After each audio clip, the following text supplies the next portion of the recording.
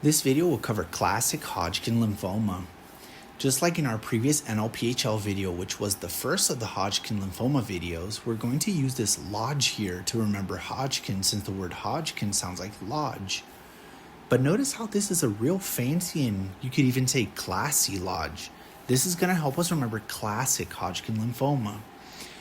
It's important to remember that classic Hodgkin lymphoma has several subtypes, which we will cover separately, but these subtypes tend to share core features such as positive CD30, positive EBV in approximately half of cases, and the presence of Reed-Sternberg cells.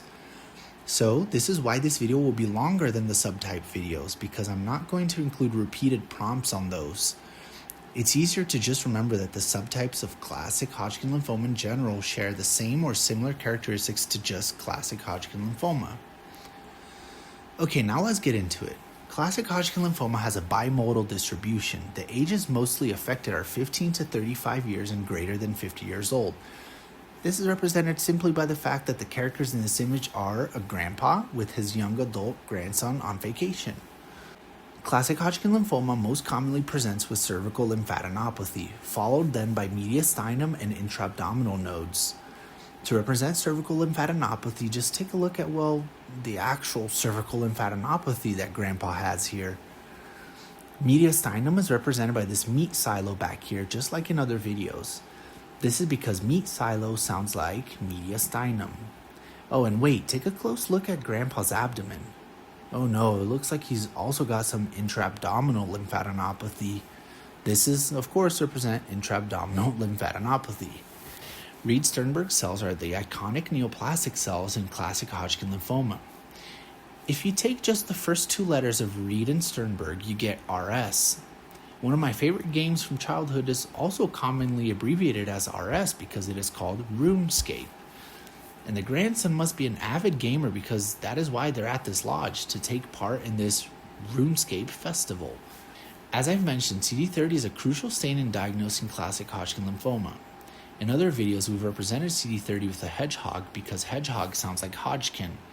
So that is what we'll also use here, this little pet hedgehog that our character brought on vacation with him. Another very important stain is PAX5, which is expected to be positive. PAX5 is represented for us by this pack of cigarettes that Grandpa brought here, and the pack has 5 cigarettes in it, self-explanatory. CD15 is also expected to be positive and is represented by this quinceañera dress hanging here. Since quinceañera happen when young women are 15 years old, that is what we're going to use to remember CD15. As I've mentioned earlier, EBV is expected to be positive in about half of classic Hodgkin lymphoma cases. Looks like episode 5 of some show is playing on this TV, but there's a piece of cloth covering half of the screen. Episode 5 represents EBV because if you shorten the word episode, you get EP, and if you write the number 5 in Roman numerals, you get V. Put that together and you get EPV, which is close to EBV. And of course, since we can only see half of the screen, we'll remember positive in about half of cases.